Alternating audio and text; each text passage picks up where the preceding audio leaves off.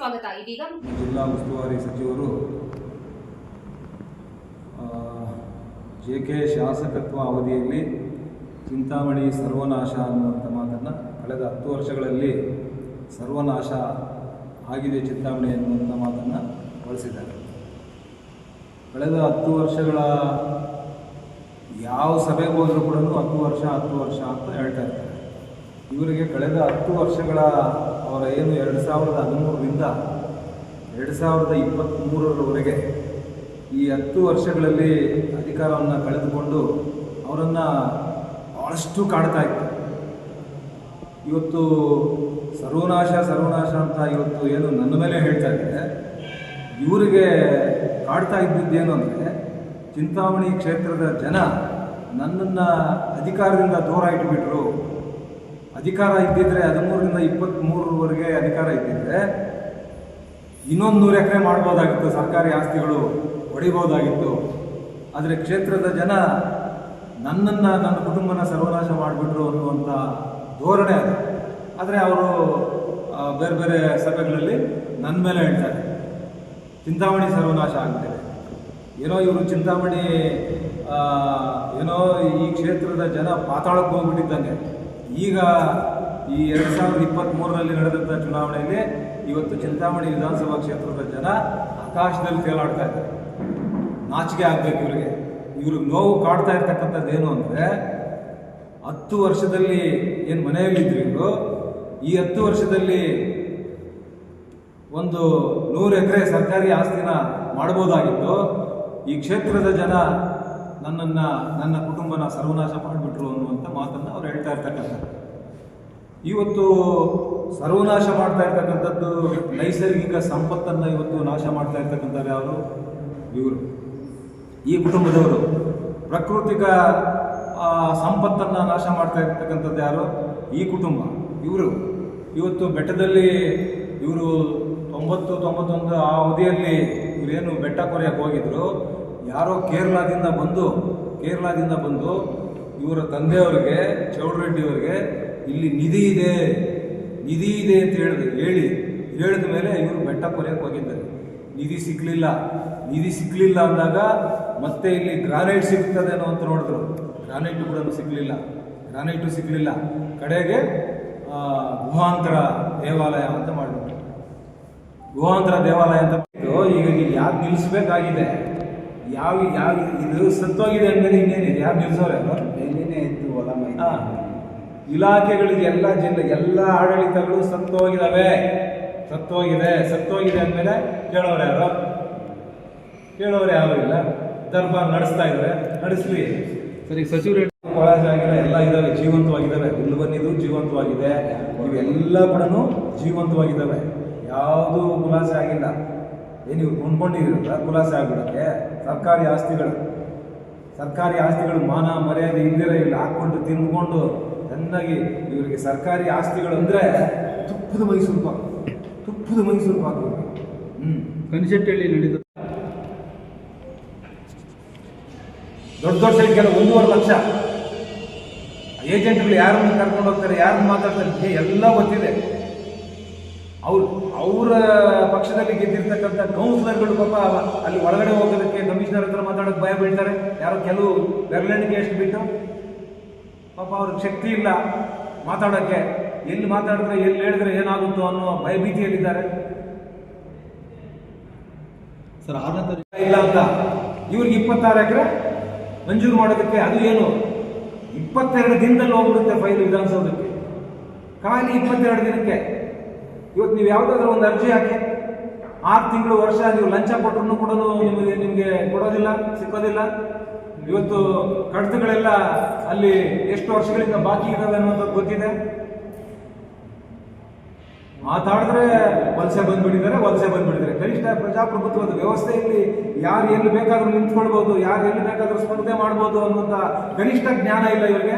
ಇವ್ರ ಮಂತ್ರಿಗಳು ಸಮಾಜದಲ್ಲಿ 3ರಲ್ಲಿ ಶಾಸಕರಾದ ನಂತರ ನಾನು ಇವರು 10 ಸಾರಿ 11 ಸಾರಿ ಗೆದ್ದಿದ್ದಾರೆ ಏನು ಅಂತ ಎಲ್ಲ ನಾವು ಸ್ವಲ್ಪ ಕೆದಕಿ ನೋಡಿದಾಗ ಇವರ ಇತಿಹಾಸವನ್ನೇ ಇವತ್ತು ಕಿಶೋರ್ ಏನು ಇವರು ಕೊಂಡ್ಕೊಂಡಿರೋ ಆಸ್ತಿನ ಸರ್ಕಾರಿ ತೋಪು, ಮತ್ತು ಇನ್ನೊಂದು ನಂಬರು ಕೆರೆ ಅಂಗಳ, ಮತ್ತು ಮನೆ ಇರ್ತಕ್ಕಂಥದ್ದು ಬಿ ಖರಾಬು, ಕಲ್ಯಾಣ ಮಂಟಪ ಒಕ್ಕಲಿಗರ ಸಮುದಾಯಕ್ಕೆ ಸೇರಿರ್ತಕ್ಕಂಥದ್ದು, ಮತ್ತು ಶಾಲಾ ಮಕ್ಕಳಿಗೆ ರಿಸರ್ವ್ ಮಾಡಿರ್ತಕ್ಕಂಥ 3 ಎಕರೆ 10 ಗುಂಟೆ, ಹುಲ್ಬನ್ನಿ ಖರಾಬು. ಹುಲ್ಬನ್ನಿ ಖರಾಬು ಇವರು ಸೇಲ್ ಲೀಡ್ ಮಾಡ್ತಾರೆ ಅಂದರೆ ಇವ್ರಿಗೆ ನನ್ನ ಬಗ್ಗೆ ಮಾತಾಡುವಂಥ ನೈತಿಕತೆಯೂ ಇಲ್ಲ, ನನ್ನ ಬಗ್ಗೆ ಮಾತಾಡುವಂಥ ಯೋಗ್ಯತೆಯೂ ಆಗಿದೆ. ಸರ್ ಕೈಲಾಸ ಚಿಂತಾಮಣಿಗೂ ಕೆಟ್ಟ ಹೆಸರು ಬರ್ತಾ ಇದೆ.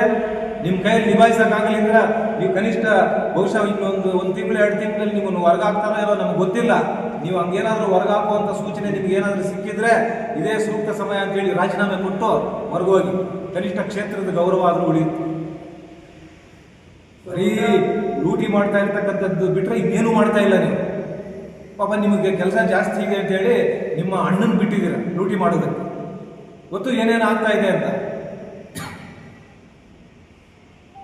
ನಾವು ಇದೆಲ್ಲ ಕಲೆ ಆಗ್ತಾ ಇದ್ದೀನಿ. ಇನ್ನು ಮುಂದಿನ ದಿನಗಳಲ್ಲಿ ಇನ್ನೂ ಹೆಚ್ಚಿನ ವಿಚಾರಗಳನ್ನು ನಾನು ಸಾರ್ವಜನಿಕವಾಗಿ ನಿಮ್ಮ ಮುಂದೆ ಇಡಲಿಕ್ಕೆ ನಾನು ಬಯಸ್ತೇನೆ. ಇಲಾಖೆಗಳು ಸತ್ತೋಗಿದ್ದಾವೆ ಅಂದಮೇಲೆ ಇನ್ನೇನಿದೆ? ಇಲಾಖೆ, ಪೊಲೀಸ್ ಇಲಾಖೆ ಸತ್ತೋಗಿದೆ, ತಾಲೂಕು ಆಫೀಸು ಸತ್ತೋಗಿದೆ, TPS ಸತ್ತೋಗಿದೆ, AC ಆಫೀಸು ಸತ್ತೋಗಿದೆ, ಜಿಲ್ಲಾಧಿಕಾರಿಗಳ ಕಚೇರಿ ಸತ್ತೋಗಿದೆ. ಏನು ಬೇಕಾದರೂ ಅದು ಇವ್ರದ್ದು ಮಾತ್ರ. ಇವ್ರ ಮನೆಗೆ ಒಬ್ಬರನ್ನ ರೆವಿನ್ಯೂ ಇನ್ಸ್ಪೆಕ್ಟರ್ ನೇಮಕ ಮಾಡ್ಕೊಂಡ್ಬಿಟ್ಟಿದ್ದಾರೆ. ಇವ್ರ ಮನೆ ಇವರು ಈ ಕೆಲಸಗಳೆಲ್ಲ ಮಾಡೋದಕ್ಕೆ ಸರ್ವೇಯರ್ನೊಬ್ಬರು ನೇಮಕ ಮಾಡ್ಕೊಂಡ್ಬಿಟ್ಟಿದ್ದಾರೆ. ಇನ್ನು ಕೆಲವೆಲ್ಲ ಯಾರ್ಯಾರು ಎಲ್ಲೆಲ್ಲಿ ಏನೇನು ಮಾಡ್ತಾ ಇದ್ದಾರೆ ಅದನ್ನೆಲ್ಲ ನಿಲ್ಲಿಸುವಂಥದ್ದು, ಕೇಸ್ಗಳು ಹಾಕ್ಸುವಂಥದ್ದು, ಏನೇನು ಮಾಡಬೇಕೆಲ್ಲ ಮಾಡ್ತಾ ಇದ್ದಾರೆ. ಇವತ್ತು ನಾನು ಹೇಳೋದಲ್ಲ ರೀ, ಇವತ್ತು ಇಡೀ ಕ್ಷೇತ್ರದಲ್ಲಿ ಇವತ್ತು ಜನ ಕ್ಯಾಕರ್ಸ್ ಉಗಿತಾ ಇದ್ದಾರೆ. ಪಾಪ ಇವ್ರ ಮುಂದೆ ಮಾತಾಡೋಕ್ಕೆ ಶಕ್ತಿ ಇಲ್ಲ, ಉಗಿತಾ ಇದೆ. ಅದರ ವಿಚಾರವಾಗಿ ನಾವು ಹಾಕಿದ್ದೀವಿ. ಇವತ್ತು ಅದರಲ್ಲಿ ಏನು ಹೇಳಿದ್ದಾರೆ ಅಂದರೆ, ಏನಕ್ಕಪ್ಪ ಅಂತ ಹೇಳಿದ್ರೆ ಪಾರ್ಕಿಂಗ್ ಮಾಡೋದಕ್ಕೆ ಅನ್ನದಾಸೋಹ ಏನೇನೋ ಹೇಳ್ಕೊಂಡಿದ್ದಾರೆ. ಇವರು ಯೋಗ್ಯತೆಗೆ 60 ವರ್ಷಗಳಿಂದ ಆ ಕುಟುಂಬಕ್ಕೆ ದುಡಿಮೆ ಮಾಡಿರ್ತಕ್ಕಂಥ ಕಾರ್ಯಕರ್ತರಿಗೆ, ಇಲ್ಲಿ ಮುಖಂಡರಿಗೆ ಒಂದು ಗ್ಲಾಸ್ ನೀರು ಕೊಡೋಕ್ಕೆ ಯೋಗ್ಯತೆ ಇರಲಿಲ್ಲ ಅವರಿಗೆ. ಇತ್ತೀಚೆಗೆ ಅವರು ಈ ಚುನಾವಣೆಯಲ್ಲಿ ಗೆದ್ದ ನಂತರ ಇವತ್ತು ಚೇರ್ಗಳಾಗ್ತಾ ಇದ್ದಾರೆ. ಅಲ್ಲಿಯವರೆಗೂ ಕೂಡ ನೆಲದಲ್ಲೇ ಕೂರಿಸ್ತಾ ಇದ್ರು ಅವ್ರ ಕಾರ್ಯಕರ್ತರನ್ನ, ಅವ್ರ ಮುಖಂಡರನ್ನ ನೆಲದಲ್ಲೇ ಕೂರಿಸ್ತಾ ಇದ್ರು ಅನ್ನದಾಸೋಹ ಮಾಡೋದಕ್ಕೆ. ಅನ್ನದಾಸೋಹ ಇವ್ರ ಯೋಗ್ಯತೆಗೆ ಒಂದು ಕಾಫಿ ಟೀ ಬೇಡ, ಒಂದು ಲೋಟ ನೀರು ಕೊಡ್ತಾ ಇರಲಿಲ್ಲ ಇವರು. ಇವತ್ತು ನಮ್ಮ ಮೇಲೆ ಇಲ್ಲಿ ಸಲ್ಲದ ಆರೋಪಗಳನ್ನು ಮಾಡ್ತಾ ಇದ್ದಾರೆ. ಏಜೆಂಟ್ಗಳನ್ನ, ಇವ್ರ ಮನೆಯಲ್ಲೇ ಏಜೆಂಟ್ಗಳಿದ್ದಾರೆ.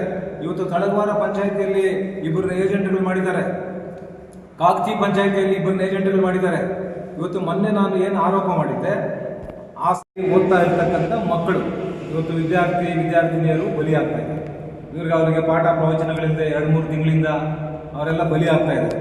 ನೀವೊಂದು ನಿರ್ದಾಕ್ಷಿಣ್ಯವಾಗಿ ನಿಮ್ಗೊಂದು ಅಧಿಕಾರ ಇದೆ, ಮಾತನಾಡಿ, ಮುಖ್ಯಮಂತ್ರಿಗಳ ಹತ್ರ ಮಾತನಾಡಿ, ತಗೊಳ್ಳಿ. ನೀವು UGCಯಲ್ಲಿ ಕ್ವಾಲಿಫೈ ಆಗಿರ್ತಕ್ಕಂಥವ್ರನ್ನ ನೀವು ತಗೊಳ್ಬೇಕು ಅಂತ ಕರ್ನಾಟಕ ರಾಜ್ಯದ ಉಚ್ಚ ನ್ಯಾಯಾಲಯ ನಿಮ್ಗೆ ಆದೇಶ ಮಾಡಿದೆ, ತಗೊಳ್ಳಿ.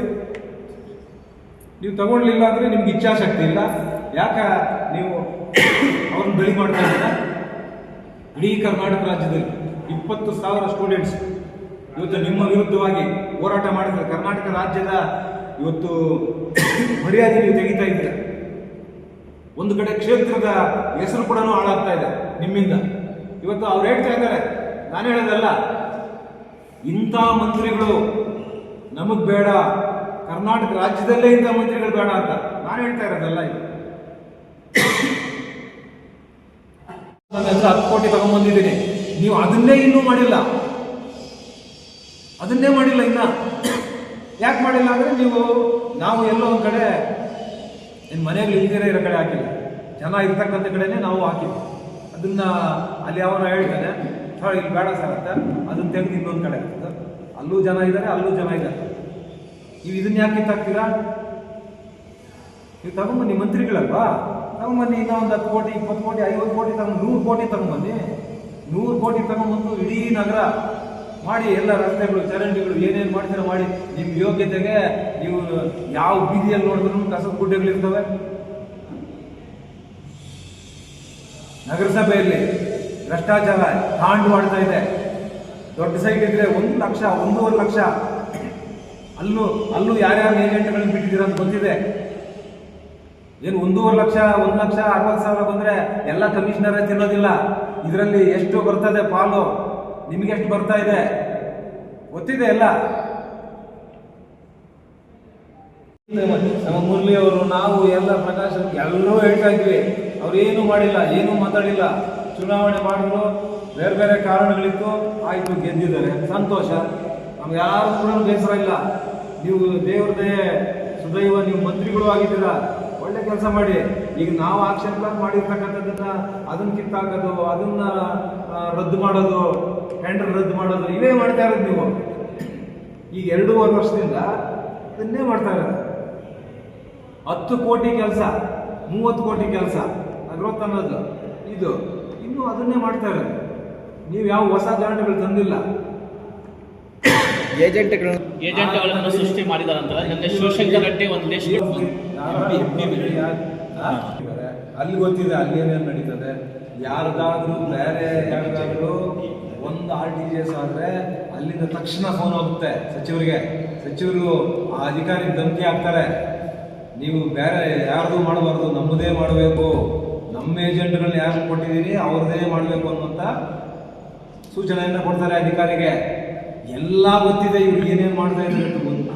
ನಾನೇನು ಸುಮ್ಮನೆ ಇಲ್ಲ, ಎಲ್ಲ ಮಾಹಿತಿ ಕಲೆ ಹಾಕ್ತಾ ಇದ್ದೀವಿ. ಮುಂದಿನ ದಿನಗಳಲ್ಲಿ ಎಲ್ಲ ಹೇಳ್ತೀವಿ, ಏನೇನು ಮಾಡ್ತಾ ಇದ್ದಾರೆ ಎಲ್ಲವೂ ತಿಳಿಸ್ತೀವಿ. ಈಗ ತಾಲೂಕು ಆಡಳಿತ ಸತ್ವವಾಗಿದೆ, ಜಿಲ್ಲಾಡಳಿತ ಸತ್ವವಾಗಿದೆ. ಇವತ್ತು ಪ್ರಕೃತಿ ನೈಸರ್ಗಿಕ ಸಂಪತ್ತನ್ನು ನಾಶ ಮಾಡಿ ಅಲ್ಲಿ ಬಂಡೆ ಕೆತ್ತನೆ ಅವು ಕೋರ್ಟ್ಗಳಲ್ಲಿದ್ದಾವೆ, ಈಗಲೂ ಕೂಡ ಕೆತ್ತುತ್ತಾ ಇದ್ದಾರೆ. ಮೈನ್ಸ್ ಅವ್ರು ಏನು ಮಾಡ್ತಾರೆ, ಅರಣ್ಯದವ್ರು ಏನು ಮಾಡ್ತಾರೆ, ಜಿಲ್ಲಾಧಿಕಾರಿಗಳು ಏನು ಮಾಡ್ತಾರೆ, AC ಏನು ಮಾಡ್ತಾರೆ, ADC ಏನು ಮಾಡ್ತಾರೆ, ತಾಲೂಕು ಆಫೀಸ್ ಏನು ಮಾಡ್ತದೆ, ಏನು ಮಾಡ್ತಾ ಇಲ್ಲ. ಇವ್ರು ಮಿನಿಸ್ಟ್ರು ಅದಕ್ಕೆ ಇವತ್ತು ಯಾರು ಪರ್ಮಿಷನ್ ಕೊಟ್ಟಿದ್ದಾರೆ ಇವ್ರನ್ನ ಗುಹಾಲಯ ಮಾಡೋದಕ್ಕೆ? ಯಾರು ಪರ್ಮಿಷನ್ ಕೊಟ್ಟಿದ್ದಾರೆ? ಇವತ್ತು ಯಾರೋ ಒಬ್ರು ಕೆರೆ ಅಂಚಿನಲ್ಲಿ ಬೋರ್ವೆಲ್ ಹಾಕೊಂಡ್ಬಿಟ್ರೆ ಇಲ್ಲಿ ಗೌನ್ಪಲ್ಲಿಯಲ್ಲಿ ಅವ್ರ ಮೇಲೆ ಎಲ್ಲ ಕೇಸ್ಗಳಾಕಿ ಆ ಬೋರ್ವೆಲ್ಗಳೆಲ್ಲ ಕಿತ್ತಾಕಿದ್ರು. ನಿಮ್ಗೆ ಬೆಟ್ಟ ಕೊರೆಯೋದಕ್ಕೆ ಏಕಶಿಲೆ ಏನು ಪ್ರಪಂಚದಲ್ಲಿ ಎಲ್ಲೂ ಇರುವಂತೆ ಅಂತ ಶಿಲೆಯಿಂದ ಮಾಡಿಕೊಟ್ಟಿದ್ದಾರೆ. ಈಗ ಏಕಶಿಲೆ ಯಾರು ಪರ್ಮಿಷನ್ ಕೊಟ್ಟಿದ್ದು? ಈ ಬೆಸ್ಕಾಂ ಅವ್ರಿಗೆ ಏನಾದರೂ ಮಾನ ಮರ್ಯಾದೆ ಇದೆಯಾ? ತಾಲೂಕು ದಂಡಾಧಿಕಾರಿಗಳಿಗೆ ಏನಾದರೂ ಮಾನ ಮರ್ಯಾದೆ ಇದೆಯಾ? DC ಅವ್ರಿಗೆ ಏನಾದರೂ ಮಾನ ಮರ್ಯಾದೆ ಇದೆಯಾ? ಯಾರು ಕೊಟ್ಟವ್ರು ಪರ್ಮಿಷನ್ನು? ಒಬ್ಬನಿಗೂ ತಾಕತ್ತಿಲ್ಲ. ಇಷ್ಟ ಬಂದಂಗೆ ಇವತ್ತು ಸರ್ವನಾಶ ಆಗ್ತಾ ಇರ್ತಕ್ಕಂಥದ್ದು ನೈಸರ್ಗಿಕ ಸಂಪತ್ತನ್ನು ಮತ್ತು ಪ್ರಾಕೃತಿಕ ಸಂಪತ್ತನ್ನು ನಾಶ ಮಾಡ್ತಾ ಇರ್ತಕ್ಕಂಥದ್ದು ಇವರು, ನಾವಲ್ಲ. ನಾನು ಕನಿಷ್ಠ 10 ವರ್ಷಗಳು ಸರ್ಕಾರಿ ಆಸ್ತಿಗಳೆಲ್ಲ ರಕ್ಷಣೆ ಮಾಡ್ಕೊಂಡು ಬಂದಿದ್ದೀನಿ. ಇವತ್ತು ನೀವು ಬಂದ ತಕ್ಷಣ ನಿಮ್ಮ ಯೋಗ್ಯತೆ ಏನು ನೋಡಿ. 26 ಎಕರೆ ಇವತ್ತು ನಮಗೆ ಬೇಕು ಅಂತ ನೀವು ಹಾಕಿದ್ದೀರಿ. ನಾವು ಅದಕ್ಕೂ ಕೂಡ ಈಗ ರಿಟ್ ಪಿಟಿಷನ್ ಹಾಕಿದ್ದೀವಿ ಹೈಕೋರ್ಟಲ್ಲಿ. ನೀವು ಹಿಂದೆ ಹೈಕೋರ್ಟಲ್ಲಿ ಒಂದು ಆದೇಶ ಆಗಿತ್ತು, ಮುಜರಾಯಿ ತಗೊಳ್ಳಿ ಅಂತ. ತಗೊಳ್ಳಿಲ್ಲ. ಇವ್ರು ಬಂದು ಮಿನಿಸ್ಟ್ರು ಆಗಿಬಿಟ್ರು. ಒಬ್ಬನಿಗೂ ಆ ಮುಜರಾಯಿ ಕಮಿಷನರ್ಗೂ ಅವನಿಗೂ ಯೋಗ್ಯತೆ ಇಲ್ಲ. ಈ ಜಿಲ್ಲಾಧಿಕಾರಿಗಳ ಕೆಲಸ ಮಾಡಿದ್ದ ಅವನಿಗೂ ಯೋಗ್ಯತೆ ಇಲ್ಲ. ಅಲ್ಲಿಯೂ ಕೂಡ ಹೋಗಿ ಮಾತಾಡಿದ್ದೆ ನಾನು. ಈಗ ಅದಕ್ಕೆ ನೀವು ಯಾಕೆ ತಗೊಂಡಿಲ್ಲ ಅಂತೇಳಿ ಮತ್ತೆ ರಿಟ್ ಪಿಟಿಷನ್ ಹಾಕಿದ್ದೀವಿ. ಈ ರಿಟ್ ಪಿಟಿಷನ್ ಹಾಕಿದ ನಂತರ ಮತ್ತೆ ಇವ್ರು 26 ಎಕರೆ ಕೇಳಿದ್ವಿ. ನಾವು ಚೀಫ್ ಜಸ್ಟಿಸ್ ಹತ್ರ ಕೂಡ ಮಾತನಾಡಿದ್ದೀವಿ, ಈ ರೀತಿ ನಡೀತಾ ಇದೆ ಅಂತ. ಚೀಫ್ ಜಸ್ಟಿಸ್ ಅವರು ನಮಗೆ ಹೇಳಿದ್ದಾರೆ, ನೀವು ಏನು ಡೋಂಟ್ ವೆರಿ, ಅದನ್ನು ಮಾಡೋಕ್ಕೆ ಬರೋದಿಲ್ಲ. ಇವ್ರೇನಾದರೂ ಕ್ಯಾಬಿನೆಟಲ್ಲಿ ಇಟ್ಟು ಮಾಡಿದ್ರು ಕೂಡ ಅದನ್ನು ರಿಜೆಕ್ಟ್ ಮಾಡ್ತೀವಿ ಅನ್ನುವಂಥ ಭರವಸೆಯನ್ನು ಕೊಟ್ಟಿದ್ದಾರೆ. ಮಾಡಲಿ, ನೋಡೋಣ ಏನೇನು ಮಾಡ್ತಾರೆ. ಇದು ಇವರ ಆಡಳಿತ. ಈ ಯೋಗ್ಯತೆಗೆ 19 ಲಕ್ಷ ನಿಗದಿ ಮಾಡಿದ್ರು. 19 ಲಕ್ಷ ನಿಗದಿ ಮಾಡಿದ್ರು.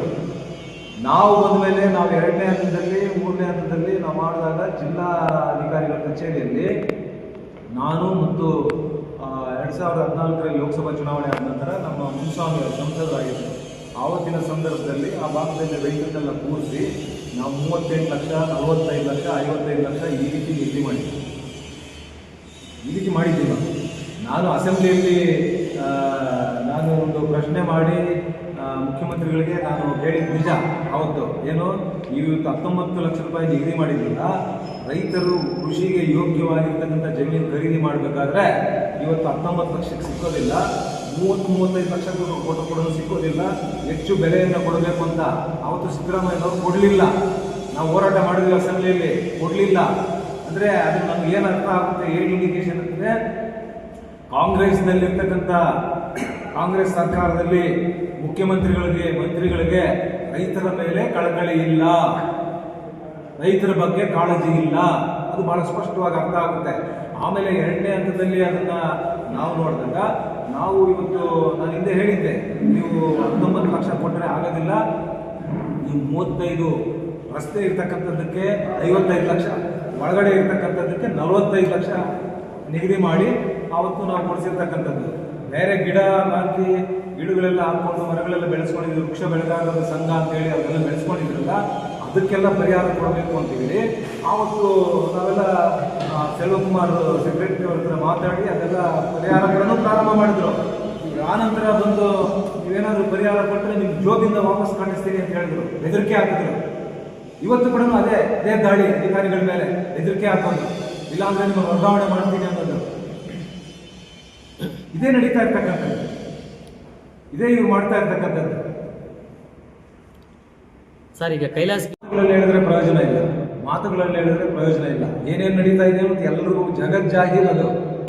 ನಾನು ಮಾತಾಡೋದಲ್ಲ, ಪಬ್ಲಿಕ್ ಮಾತಾಡ್ತಾ ಇದೆ. ಸಾರ್ವಜನಿಕವಾಗಿ ಬೆಳಗ್ಗೆ ಎಲ್ಲೆಲ್ಲಿ ಯಾರ್ಯಾರು ಬಂದ್ಕೊಂತಾರೆ, ಟೀ ಕುಡಿಯುವಂಥ ಸಂದರ್ಭದಲ್ಲಿ ಎಲ್ಲ ವರ್ಗದ ಜನ ಸೇರ್ತಾರೆ, ಅವ್ರು ಮಾತನಾಡ್ತಾ ಇರ್ತಕ್ಕಂಥದ್ದು. ಎಷ್ಟೆಷ್ಟು ಕೇಳ್ತಾ ಇದ್ದಾರೆ, ಏನಿದೆ ಇದೇನು, ಇದೊಂಥರ ಸೀಕ್ರೆಟ್ ಏನಿಲ್ಲ, ನೇರ ಇವತ್ತು ನೀವು ಲಂಚ ಕೊಟ್ಟರೆ ನಿಮ್ಮ ಫೈಲ್ ಮೂವ್ ಆಗ್ತದೆ, ಇಲ್ಲ ಅಂದರೆ ಇಲ್ಲ. ನೀವು ದುಡ್ಡು ಕೊಟ್ಟರೆ 5% ಕೊಟ್ಟರೆ RTGS, ಇಲ್ಲ ಅಂದರೆ ಇಲ್ಲ. ಮತ್ತು ಇನ್ನೂ ಒಂದು, ಈ ಪಿ ನಂಬರ್ಗಳಿದೆಯಲ್ಲ, ಪಿ ನಂಬರ್ಗಳಲ್ಲಿ ಈ ಏಜೆಂಟ್ಗಳೆಲ್ಲ ಹೋಗಿ ನೀವು ಪಿ ನಂಬರು ನೀವು ಇವತ್ತು 60-40% 60-40 ಒಪ್ಕೊಂಡಿಲ್ಲ ಅಂದರೆ ನಿಮ್ಮ ಜಮೀನು ಪಿ ನಂಬರು ಸರ್ಕಾರಕ್ಕೆ ಹೋಗ್ಬಿಡುತ್ತೆ, ನಿಮ್ಗೆ ₹1 ಬರೋದಿಲ್ಲ. ಅದು ಬೆದರಿಕೆ ಆಗ್ತಾ ಇದ್ದಾರೆ. ಪಿ ನಂಬರ್ಗಳಲ್ಲಿ 60-40 ಇವ್ರು ಏನು ಹರಿಶ್ಚಂದ್ರರು ಈ ಕಣ್ಣು ಮುಂದೆ ಇದೆ, ನೀವೇನೇನು ಮಾಡಿದ್ದೀರ ಅಂತ. ನೀವು ಸರ್ಕಾರಿ ಜಾಗನ ನೀವು ಸೇಲ್ ಡೀಡ್ ಮಾಡ್ತೀರ, ನೀವು ಭೂಗಳ್ಳರು. ಇಂತಹ ಭೂಗಳ್ಳರ ಪರವಾಗಿ ನಿಂತಿದೆ ಜಿಲ್ಲಾಡಳಿತ, ತಾಲೂಕಾಡಳಿತ. ಇನ್ನೇನು ಹೇಳಬೇಕು, ನಮ್ಮ ಕಣ್ಣು ಮುಂದೆ ಇದೆ, ಇಡೀ ಕ್ಷೇತ್ರದ ಜನರಿಗೆ ಗೊತ್ತು ನೀವೇನೇನು ಮಾಡಿದ್ದೀರ ಅಂತ. A schedule, B schedule, C schedule ಅಂತ ಮಾಡಿಕೊಂಡು ನೀವು ಮೂರು ಜನ ನೀವು 42 ಸೈಟ್ ಮಾಡಿಕೊಂಡು ನೀವು ಸೇಲ್ ಮಾಡಿಲ್ವ ಟೀಚರ್ಸ್ಗೆ? ಇವತ್ತು ಕೂಡ ಆ ಟೀಚರ್ಸ್ ಹೇಳ್ತಾರೆ ಕ್ಯಾಬಿನೆಟಲ್ಲಿ ಇಟ್ಟು ಮಾಡ್ಕೊಂಡು ಬಂದ್ಬಿಡ್ತೀನಿ ಅಂತ. ಕ್ಯಾಬಿನೆಟಲ್ಲಿ ಇಟ್ಟು ನಿಮಗೆ ಮಾಡ್ಕೊಡ್ತೀನಿ, ನಿಮ್ಮ ಯೋಗ್ಯತೆಗೆ ನಾವು ಇದನ್ನ ನೀವು ನಿಮ್ಮ ತಂದೆಯವ್ರ ಬಗ್ಗೆ ಅರ್ಜಿ ಕೊಡ್ತಾರೆ, ಕಣ್ಣು ತಪ್ಪಿನಿಂದ ಆಗ್ಬಿಟ್ಟಿದೆ ಅಂತ. ಇನ್ನೇನು ಬೇಕು? ಕಣ್ಣು ತಪ್ಪಿನಿಂದ ಆಗಿರೋದು. ನಿಮ್ಮ ತಂದೆಯವರು ಅರ್ಜಿ ಬರೀತಾರೆ, ಕಣ್ಣು ತಪ್ಪಿನಿಂದ ಆಗಿರೋದು ನಾವು ಬಳಸ್ಕೊಂಡಿದ್ದೀವಿ ಅಂದರೆ ಸೇಟ್ರೇಟ್ ಮಾಡಿದ್ದೀವಿ ಅಂತ ಹೇಳಿಲ್ಲ, ಅವರು ಬಳಸ್ಕೊಂಡಿದ್ದೀವಿ. ನಿಮಗೆ ಬೇರೆ ಕಡೆ ಆಲ್ಟರ್ನೇಟ್ ಕೊಡ್ತೀವಿ, ಬದಲಿ ವ್ಯವಸ್ಥೆ ಮಾಡ್ತೀವಿ ಅಂತ. ಅಲ್ಲಿ ಹಿಂದೆ ಒಬ್ಬರು ಶಿಕಾಂತ್ ಇದ್ರು ಜಿಲ್ಲಾಧಿಕಾರಿ, ಬಹಳ ಪ್ರಾಮಾಣಿಕರು. ಅವರು ಅಸೆಂಬ್ಲಿಯಲ್ಲಿ ನಾವು ಪ್ರಶ್ನೆ ಮಾಡಿದ್ವಿ, ಅಲ್ಲಿಗೆ ಉತ್ತರ ಕೊಡ್ತಾರೆ. ಅರ್ಜಿದಾರರು ಕಣ್ಣು ತಪ್ಪಿನಿಂದ ಆಗಿದೆ ಅಂತ ಹೇಳಿದರೆ, ಆದರೆ ಕಾನೂನಿನಲ್ಲಿ ಬದಲಿ ವ್ಯವಸ್ಥೆಗೆ ಅವಕಾಶ ಇಲ್ಲ ಅಂತೇಳಿ ಅವ್ರ ಪಾಪ ಬರೆದು ಕಳಿಸಿದ್ರು. ಇನ್ನೇನು ಬೇಕು? ನೀವು ಭೂಗಳ್ರಲ್ವಾ? ಬೆಟ್ಟದಲ್ಲಿ ನೀವು ಜಾಗ ಕಬಳಿಸಿಲ್ವಾ? ಇವತ್ತು ನೀವು ಪ್ರಾಮಾಣಿಕರು ಅಂತ ಹೇಳಿ ನಾವು 26 ಎಕರೆ ಮತ್ತೆ ನಿಮಗೆ ಬೇಕು ಅಂತ ಕೇಳ್ತೀರ. ನೀವು ಕಣ್ಣು ಮುಂದೆನೇ ಇದೆ, ನಾನು ಮಾತಾಡೋದಲ್ಲ, ಸಾರ್ವಜನಿಕವಾಗಿ ಚರ್ಚೆಗಳಾಗ್ತಾ ಇರ್ತಕ್ಕಂಥದ್ದು. ಲಾಸ್ಟಲ್ಲಿ ಈಗ ರೂಪಾಯಿ ರೈತರಿಂದ ತಗೊಳ್ಬಾರ್ದು ಅನ್ನುವಂಥದ್ದನ್ನು ಹೇಳಿ ಇವತ್ತು ಕೂಡ ಎಲ್ಲೋ ಹೇಳಿದ್ದಾರೆ, ನಾನು ₹1 ತಗೊಳ್ಳೋದಿಲ್ಲ, ನಾನೇನಾದರೂ 2004ರಿಂದ 2013ವರೆಗೂ ದುಡ್ಡು ಮಾಡಿಬಿಟ್ಟಿದ್ದಿದ್ರೆ 13ರಿಂದ 25ವರೆಗೂ ಬಿಡ್ತಾ ಇರಲಿಲ್ಲ, ನಾವು ದುಡ್ಡು ಹೊಡೆದಿದ್ರೆ ಬಿಡ್ತಾ ಇರಲಿಲ್ಲ. ಹಾಗಾದ್ರೆ ನೀವೇನು ಕೆಲಸ ಮಾಡಿಲ್ವ? ಹಾಗಾದ್ರೆ ಯಾಕೆ ನಿಮ್ಮನ್ನು ಸೋಲಿಸಿದ್ರು? ನೀವು ಕೆಲಸ ಮಾಡಿಲ್ಲ ಅಂತ ಸೋಲಿಸಿದ್ರ? ದುಡ್ಡು ಕೊಟ್ಟಿಲ್ಲ ಅಂತ ಸೋಲಿಸಿದ್ರ? ದುಡ್ಡು ಕೊಟ್ಟಿಲ್ಲ ಅಂದರೆ ಮೊನ್ನೆ ಯಾಕೆ ಗೆದ್ರಿ? ಹಾಗಾದ್ರೆ ದುಡ್ಡು ಕೊಟ್ಟು ಗೆದ್ದಿದ್ದೀರಾ? ಎಲ್ಲ ಹೇಳ್ಬೇಕಾಗ್ತದೆ. ಸುಮ್ಮನೆ ಏನೋ ಅವಕಾಶ ಸಿಕ್ಕಿದಾಗ ಏನಂದರೆ ಅದು ಮಾತಾಡೋದಲ್ಲ. ಇವತ್ತು ಡೀಮ್ಡ್ ಫಾರೆಸ್ಟನ್ನು ನೀವು ತೆರವುಗೊಳಿಸಿ, ಮೊನ್ನೆನೂ ಹೇಳಿದ್ದೀನಿ, ನೀವೇನೂ ಲಾಭ ಇಲ್ದಿರ ನೀವೇನೂ ಮಾಡೋದಿಲ್ಲ, ಇವರೇನೂ ಕೂಡ ಮಾಡೋದಿಲ್ಲ. ಇನ್ಯಾರಾದರೂ ಇವತ್ತು ಶಾಸ್ತ್ರ ಹೇಳೋರು ಬಂದು 1000 ಅಡಿ ಒಳಗಡೆ ಕೆತ್ತಿದ್ರೆ ಅಲ್ಲಿ ವಜ್ರಗಳು ಸಿಗ್ತವೆ ಅಂದರೆ ಇವ್ರು ಬೇಕಾದ್ರೆ 1000 ಅಡಿ ಒಳಗಡೆನೂ ಹೋಗ್ಬಿಡ್ತಾರೆ. ಅಂತ ಆಸೆ ಬುರುಕರು ಇವರು. ಯಾವುದೋ ಅಂತ ಆಸೆ ಬುರುಕರು. ನಾನು ಹಿಂದೆನೂ ಹೇಳಿದ್ದೇನೆ, ಈ ಆಸೆ ಬುರುಕರಿಗೆ ಏನು ಸಿಗ್ತದೆ ಅಂದ್ರೂ ಬಿಡೋದಿಲ್ಲ. ಏನು ಸಿಗ್ತದೆ, ಇವತ್ತು 500 ಕೋಟಿ ರೂಪಾಯಿ ಬೆಲೆ ಬಾಳುವಂಥ ಆಸ್ತಿಗಳನ್ನ ಇವತ್ತು ಹಾಕ್ಕೊಂಡಿದ್ದಾರೆ. ಸಾಲದಾ? ಇನ್ನೂ 26 ಎಕರೆ ಬೇಕು ಅಂತ ಹಾಕಿದಿರಲ್ಲ, ಮಾನ ಮರ್ಯಾದೆ ಇದೆಯಾ ನಿಮಗೆ? ಇವತ್ತು ಈ ಅಧಿಕಾರಿಗಳಿಗೂ ಕೂಡ ಹೇಳ್ತೇನೆ, ಜಿಲ್ಲಾಧಿಕಾರಿಗಳು ಇವತ್ತು ಸ್ವಲ್ಪ ಯೋಚನೆ ಮಾಡಬೇಕು. ಇಂಥ ಒಂದು ಭ್ರಷ್ಟರು ಅಂತ ನಾವು ಬಾಯಿ ಬಡ್ಕೊತಾ ಇದ್ದೀವಿ, ಪತ್ರದ ಮುಖೇನ ಎಲ್ಲ ಕರೆಸ್ಪಾಂಡೆನ್ಸ್ ಮಾಡಿದ್ದೀವಿ. ಇವತ್ತು ಜಿಲ್ಲಾಧಿಕಾರಿ ಕನಿಷ್ಠ ಪ್ರಜ್ಞೆ ಇರಬೇಕು.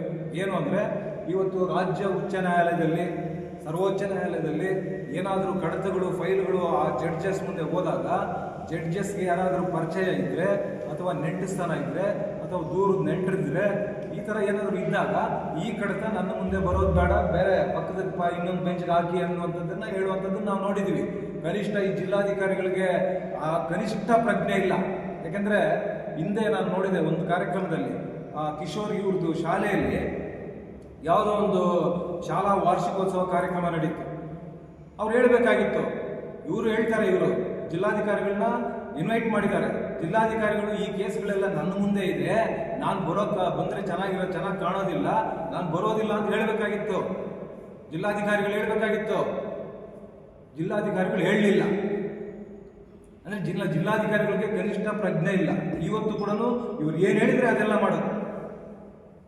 ಇವ್ರು ಏನು ಹೇಳಿದ್ರೆ ಅದು ಕಾನೂನು ಇನ್ನೊಂದು ಮತ್ತೊಂದು ಏನೂ ಇಲ್ಲ ಇವರಿಗೆ. ನನಗೆ ಇವರು ಆ ಶಾಲೆಗೆ ಮೀಸಲಿಟ್ಟಿರ್ತಕ್ಕಂಥ 3 ಎಕರೆ 10 ಗುಂಟೆ ಜಾಗವನ್ನು ಯಾವತ್ತು ಇವರು ವಾಣಿಜ್ಯ ಮಳಿಗೆಗಳನ್ನು ಕಟ್ಟಿ ಬಾಡಿಗೆ ತಿಂತಾ ಇದ್ದಾರೆ ಇವರು.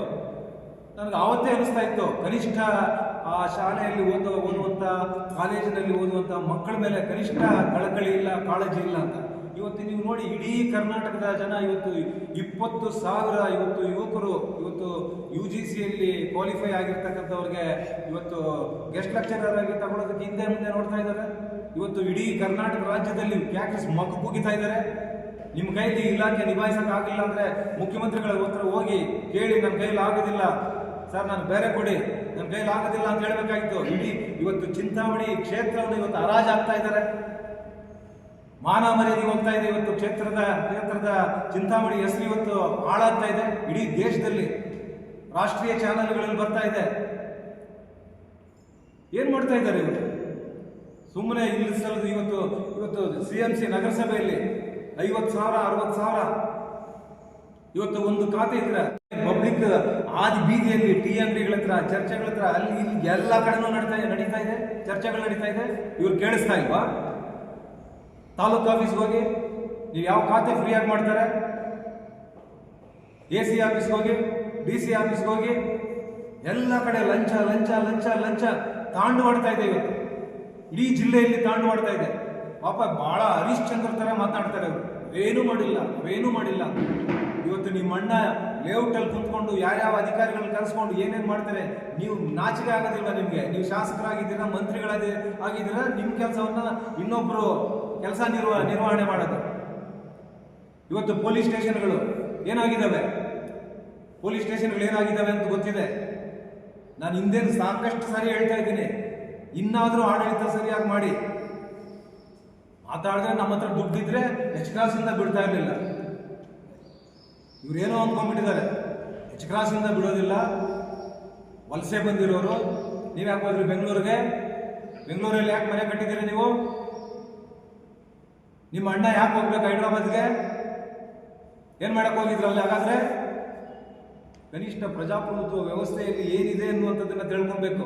ಸಿದ್ದರಾಮಯ್ಯನವರು ಇವರು ನಾಯಕರು ಬಾದಾಮಿಗೆ ಹೋಗಿಲ್ವಾ? ಇಂದಿರಾ ಗಾಂಧಿ ಅವ್ರು ಬಂದು ಇಲ್ಲಿ ನಿಂತಿಲ್ವಾ ಚಿಕ್ಕಮಗಳೂರಲ್ಲಿ? ಇವೆಲ್ಲ ಬಿಟ್ಟು ನಿಮ್ಗೆ ಅವಕಾಶ ಸಿಕ್ಕಿದೆ, ಒಳ್ಳೆ ಕೆಲಸ ಮಾಡಿ. ಆಯ್ತು, ನೀವು ಒಳ್ಳೆ ಕೆಲಸ ಮಾಡಿ, ನನಗಿಂತ ಜಾಸ್ತಿ ನೀವು ಮಾಡ್ತೀನಿ ಅಂತ ಹೇಳ್ತಾ ಇದ್ರಲ್ಲ, ಮಾಡಿ, ಒಳ್ಳೆ ಕೆಲಸ ಮಾಡಿ. ಬರೀ ನಿಮ್ಮ ಮನೆಯಲ್ಲೇ ಏಜೆಂಟ್ಗಳನ್ನ ಇಟ್ಕೊಂಡು ಆ ಪಂಚಾಯಿತಿಯಲ್ಲಿ ಇಬ್ಬರನ್ನ, ಈ ಪಂಚಾಯಿತಿಯಲ್ಲಿ ಇಬ್ಬರನ್ನ, ನೀವು ಆವತ್ತು ನಾನು ಇರ್ತಕ್ಕಂಥ ಸಂದರ್ಭದಲ್ಲಿ, ನಾನು ಆವತ್ತು ಹಿಂದೆ ಹೋಗಿ ಸೆಕ್ರೆಟರಿ ಇದ್ರು, ಮುಖ್ಯಮಂತ್ರಿಗಳಿಗೆ ಪರ್ಸನಲ್ ಸೆಕ್ರೆಟರಿ ಇದ್ರು ಸೆಲ್ವಕುಮಾರ್, ಅವ್ರ ಜೊತೆಯಲ್ಲಿ ಸಭೆಗಳು ಮಾಡಿ ಆ ಭಾಗದಲ್ಲಿ ರೈತರಿಗೆ ಪರಿಹಾರ ಕೊಡಬೇಕು ಅಂತ ಹೇಳಿ ಆವತ್ತು ನಾವು ಮಾಡಿ ಪರಿಹಾರ ಕೂಡ ಪ್ರಾರಂಭ ಮಾಡಿದ್ರು. ನನ್ನ ಕಾಲದಲ್ಲಿ ಪರಿಹಾರ ಕೊಡುವಂಥದ್ದು ಕೂಡ ಪ್ರಾರಂಭ ಮಾಡಿದ್ರು. ಇವ್ರು ಹೇಳಿದ್ರು ಅಧಿಕಾರಿಗಳಿಗೆ, ಏನು ಹೇಳಿದ್ರು? ಬಂದ ತಕ್ಷಣ ಇವ್ರು ಏನು ಹೇಳಿದ್ರು ಅಂದರೆ, ನೀವೇನಾದರೂ ಪರಿಹಾರವನ್ನು ಹಂಗೆ ಮುಂದುವರಿಸಿದ್ರೆ ನಿಮ್ಮ ಜೋಬಿಂದ ವಾಪಸ್ ಕಟ್ಟಿಸ್ತೀನಿ ಅಂತ ಹೇಳಿದ್ರು. ಇದು ಇವರ ರೈತರ ಬಗ್ಗೆ ಇರ್ತಕ್ಕಂಥ ಕಳಕಳಿ ಇವರಿಗೆ. ಇವ್ರಿಗೆ ಇನ್ನೂ ಅನೇಕ ವಿಚಾರಗಳು ನಾನು ತಲೆ ಹಾಕಿದ್ದೀನಿ. ಇವತ್ತು ನೀವು ಕ್ರಷರ್ಗಳ ಹತ್ರ ಎಷ್ಟೆಷ್ಟು ತಗೊಂತಾ ಇದ್ದೀರಾ ನೀವು? ಒಂದು ವರ್ಷಕ್ಕೆ ಒಂದು ಕ್ರಷರ್ ಹತ್ರ 10 ಲಕ್ಷ ವಸೂಲಿ ಮಾಡ್ತಾ ಇದ್ದಾರೆ. 10 ಲಕ್ಷ ವಸೂಲಿ ಮಾಡ್ತಾ ಇದ್ದಾರೆ. ಅಲ್ಲಿ ಚಿಕ್ಕಬಳ್ಳಾಪುರದಲ್ಲಿರ್ತಕ್ಕಂಥ ಶಾಸಕರು ಇಲ್ಲ, ನಾನು ರೈತರಿಗೆ ಮಾತು ಕೊಟ್ಟಿದ್ದೀನಿ, ಇದೆಲ್ಲ ಆಗ್ಬಾರ್ದು ಅಂತ ಅವ್ರು ಹೇಳಿದ್ರೆ ಇವರು ಅದನ್ನ ಮುಂದುವರಿಸಿ ನೀವು ಅಂತ ಹೇಳಿ 10 ಲಕ್ಷ ವಸೂಲಿ ಮಾಡ್ತಾ ಇದ್ದಾರೆ. ನಿಮ್ಗೆ ಸಿಕ್ಕಿರ್ತಕ್ಕಂಥ ಜವಾಬ್ದಾರಿ, ಒಳ್ಳೆ ಸ್ಥಾನ ಸಿಕ್ಕಿದೆ, ಸರಿಯಾಗಿ ನಿಭಾಯಿಸಿ, ಸರಿಯಾಗಿ ಕೆಲಸ ಮಾಡಿ. ಇವತ್ತು ನಿಮ್ಮ ಮನೆ ಮುಂದೆ ಇವತ್ತು ಪ್ರತಿಭಟನೆ ಮಾಡ್ತಾ ಇದ್ದಾರೆ. ಇಡೀ ಕರ್ನಾಟಕದಲ್ಲಿ ಸರ್ಕಾರ ಚುನಾವಣಾ ಪೂರ್ವದಲ್ಲಿ ಏನು ಒಂದು ಪ್ರಣಾಳಿಕೆ 5 ಗ್ಯಾರಂಟಿಗಳನ್ನು ಘೋಷಣೆ ಮಾಡಿದ್ರು. ಈ 5 ಗ್ಯಾರಂಟಿಗಳಿಗೆ 73,000 ಕೋಟಿ ಬೇಕಾಗಿತ್ತು. ಇವರು 73,000 ಕೋಟಿ ಇವತ್ತು ನಿಭಾಯಿಸೋಕ್ಕೆ ಆಗಲಿಲ್ಲ ಅಂದಾಗ ಎಲ್ಲ ಜಿಲ್ಲಾಧಿಕಾರಿಗಳಿಗೆ ಇವರು ಒಂದು ಸೂಚನೆಯನ್ನು ಕೊಟ್ಟರು. ಮುಖ್ಯಮಂತ್ರಿಗಳು ರ್ಯಾಂಡಮ್ ಆಗಿ 5,000ದಿಂದ 8,000 BPL ಕಾರ್ಡ್ಗಳನ್ನು ರದ್ದುಗೊಳಿಸಬೇಕು. ಅವರು ಇಲ್ಲಿ ಪರಿಶೀಲನೆ ಮಾಡಿ ಯಾರು ಶ್ರೀಮಂತರು ಯಾರು ಬಡವರು ಅಂತ ನೋಡಲಿಲ್ಲ. ಒಂದು ಕಡೆಯಿಂದ 8,000 ಕಿತ್ತಾಕಿದ್ರು. 8,000ರಲ್ಲಿ ಪಾಪ ಬಡವರಿದ್ದಾರೆ. ಶ್ರೀಮಂತ ಯಾರು ಇದ್ರೆ ಹೋಗ್ಲಿ. ಬೆಳಗ್ಗೆ ನನಗೆ ಯಾರೋ ಹೇಳ್ತಾ ಇದ್ರು, ಅಣ್ಣ ನಮ್ದು ಹೋಗ್ಬಿಟ್ಟಿದೆ ಅಂತ. ನಾನು ಹೇಳಿದೆ ಅವ್ರಿಗೆ, ನೀವು ಅನುಕೂಲವಾಗಿದ್ದೀರಾ, ಹೋಗ್ಲಿ ಬಿಡ ಅಂತ. ಬಡವ್ರದ್ದು ಹೋಗಿದೆ ಅದ್ರ ಜೊತೆ. ಯಾರು ಮಾಡೋರು ಪಾಪ ಅವ್ರಿಗೆ? ಯಾರು ಮಾಡ್ತಾ ಇಲ್ಲ. ಈಗ 73,000ದಿಂದ ಈಗ ಅದನ್ನು ಕಡಿಮೆ ಮಾಡ್ಕೊಂಡಿದ್ದಾರೆ. 40-45,000 ಇಳಿಸ್ಕೊಂಡಿದ್ದಾರೆ. ಆದರೂ ಮಾಡೋಕ್ಕಾಗ್ತಾ ಇಲ್ಲ ಇವ್ರ ಕೈಲಿ. ನಿಮ್ಮ ಖಜಾನೆಯಲ್ಲಿ ಸಂಪತ್ತು ಇದ್ರೆ ನೀವು ಯಾಕೆ ತಿಂಗಳು ಕೊಡ್ತಾ ಇಲ್ಲ ಅವ್ರಿಗೆ? 2 ತಿಂಗಳು, 3 ತಿಂಗಳು, 4 ತಿಂಗಳು, 5 ತಿಂಗಳಾಗಿದೆ. 5 ತಿಂಗಳಾದ್ರೂ ಕೂಡ ಕೆಲವರು ಬಂದಿಲ್ಲ. ಯಾಕೆ ಕೊಟ್ಟಿಲ್ಲ? ಹಾಗಾದ್ರೆ ನಿಮ್ಮ ಖಜಾನೆಯಲ್ಲಿ ದುಡ್ಡಿದ್ರೆ ಕೊಡ್ಬೇಕಲ್ಲ. ಇವತ್ತು ಬೆಂಗಳೂರಿನಲ್ಲಿ ಬಾಯ್ ಬಡ್ಕೊತಾ ಇದ್ದಾರೆ ಗುಂಡಿಗಳು ಮುಚ್ಚೋದಕ್ಕೆ. ನಿಮ್ಮ ಹತ್ರ ಅಧಿಕಾರಿಗಳ ಮೇಲೆ ನೀವು ದಬಾಯಿಸಿದ್ರೆ, ನೀವು ಹಣ ಕೊಟ್ಟರೆ ಅಧಿಕಾರಿಗಳು ಮಾಡ್ತಾರೆ. ನಿಮ್ಮಲ್ಲಿ ಇಲ್ಲ, ಅಲ್ಲಿಲ್ಲ. ಸರಿಗ ಅಂದರೆ ಅವ್ರ ಇಂಟೆನ್ಷನ್ ಏನಂದರೆ 73,000 ಕೋಟಿ ಇರ್ತಕ್ಕಂಥದ್ದನ್ನು 40,000 ಕೋಟಿಗೆ ತರಬೇಕು. ನೀವು ಅಷ್ಟು ತರಬೇಕಂದ್ರೆ ಅಧಿಕಾರಿಗಳು ಇಲ್ಲಿ ಸ್ಥಳೀಯ ಪ್ರತಿಯೊಂದು ತಾಲೂಕಿನಲ್ಲಿ ಕೂಡ ತಹಸೀಲ್ದಾರರು ಕೆಲಸ ಮಾಡಿಸ್ಬೇಕು, ಪರಿಶೀಲನೆ ಮಾಡಬೇಕು. ಯಾರು ಶ್ರೀಮಂತರಿದ್ದಾರೆ, ಯಾರು ಬಡವರಿದ್ದಾರೆ. ನೀವು ಕೆಲಸ ಮಾಡೋಕ್ಕೆ ತಯಾರಿಲ್ಲ. ಎಲ್ಲೋ ಆಫೀಸಲ್ಲಿ ಕೂತ್ಕೊಂಡು ಏಕಾಏಕಿ ನೀವು 5,000ರಿಂದ 8,000 ಕಾರ್ಡ್ವರೆಗೂ ನೀವೆಲ್ಲ ಕಿತ್ತಾಕ್ಬಿಟ್ರೆ ಅದರಲ್ಲಿ ಬಡವನು ಇದ್ದಾನೆ, ಶ್ರೀಮಂತ ಬೇಡ, ತೆಗೆದಾಕಿ. ಬಡವರು ಆದರೆ ನೀವು ಪರಿಶೀಲನೆ ಮಾಡಿದ್ರೆ ನೀವು ಕರೆಕ್ಟಾಗಿ ಗೊತ್ತಾಗ್ತಾ ಇತ್ತು. ಪರಿಶೀಲನೆ ಮಾಡಲಿಲ್ಲ. ನೀವು ಆಫೀಸಲ್ಲಿ ಅವ್ರು ಹೇಳಿದ್ರು, ಜಿಲ್ಲಾಧಿಕಾರಿಗಳು ನಿಮ್ಗೆ ಸೂಚನೆ ಕೊಟ್ಟರು, ನೀವೇನು ಮಾಡ್ತಾ ಇದ್ದೀರಾ? ಆಫೀಸಲ್ಲಿ ಕೂತ್ಕೊಂಡು ರ್ಯಾಂಡಮ್ ಆಗಿ 5,000, 6,000, 7,000, 8,000 ಕಾರ್ಡ್ಗಳು ಕಿತ್ತಾಕ್ತಾರೆ. ಅದರಲ್ಲಿ ನೀವು ಶ್ರೀಮಂತರು ಎಷ್ಟಿದ್ದಾರೆ, ಬಡವರು ಎಷ್ಟಿದ್ದಾರೆ, ಏನು ಗೊತ್ತಿಲ್ದಿರ ಕಳಿಸಿದ್ರು. ಅದನ್ನು ಕಡಿಮೆ ಮಾಡಿಕೊಂಡ್ರು. ಕಡಿಮೆ ಮಾಡಿದ್ರು ಕೂಡ ಇವ್ರ ಕೈಯಲ್ಲಿ ಆಗ್ತಾ ಇಲ್ಲ. ಇವತ್ತು ನೀವು SC/ST ಕಲ್ಯಾಣಕ್ಕೆ ಮೀಸಲಿಟ್ಟಿರ್ತಕ್ಕಂಥ ಹಣ ಅದನ್ನು ತಗೊಂಡ್ರು ಕೂಡ ನಿಮ್ಗೆ ನಿಭಾಯಿಸೋಕ್ಕಾಗ್ತಾ ಇಲ್ಲ. ಗ್ಯಾರಂಟಿಗಳಿಂದ ಇವತ್ತು ಏನು ಬದುಕೇ ಬದಲಾಗ್ಬಿಟ್ಟೈತಂತೆ. ಏನಾಗಿದೆ ಬದುಕು? 2,000 ನೀವು ಕೊಟ್ಬಿಟ್ರೆ ಬದುಕು ಬದಲಾಗೋಗಿದೆಯಾ? 2,000ರಿಂದ ನಿಮ್ಮಿಂದ ಹಾಳಾಗ್ತಾ ಇದ್ದಾರೆ. ಇವತ್ತು 50,000 ಇವತ್ತು 2,000 ಬರುತ್ತೆ ಪ್ರತಿ ತಿಂಗಳು ಅಂತೇಳಿ 50,000 ಲೋನ್ ಮಾಡ್ಕೊಂಡಿರ್ತಾರೆ, ಹ್ಯಾಂಡ್ ಲೋನು. ನೀನು 5 ತಿಂಗಳು ಕಟ್ಟಿಲ್ಲ ಅಂದರೆ 5 ತಿಂಗಳ ಮನೆಗಳ ಹತ್ರ ಬಂದು ಯಾವ ಥರ ಮಾತಾಡ್ತಾರೆ, ಅವರ ಗೌರವ ಹೆಂಗೆ ಕಳೀತಾರೆ ಅಂತ ನಿಮ್ಗೆ ಗೊತ್ತಿದೆ. ಇವ್ರಿಗೆ ಏನಾಗ್ತಾ ಇದೆ ಅಂತ. ನಿಮ್ಮ ಹತ್ರ ದುಡ್ಡಿದ್ರೆ ಯಾಕೆ ಕೊಡ್ತಾ ಇಲ್ಲ ಪ್ರತಿ ತಿಂಗಳು? ಹಾಗಾಗಿ ಈ ಸರ್ಕಾರ ಹೋಗ್ತಾ ಇರ್ತಂತ ನಡೆ ಬೇರೆ ರೀತಿ ಇದೆ, ಗೊತ್ತಾಗ್ತದೆ. ಮುಂದಿನ ದಿನಗಳಲ್ಲಿ ಗೊತ್ತಾಗ್ತದೆ.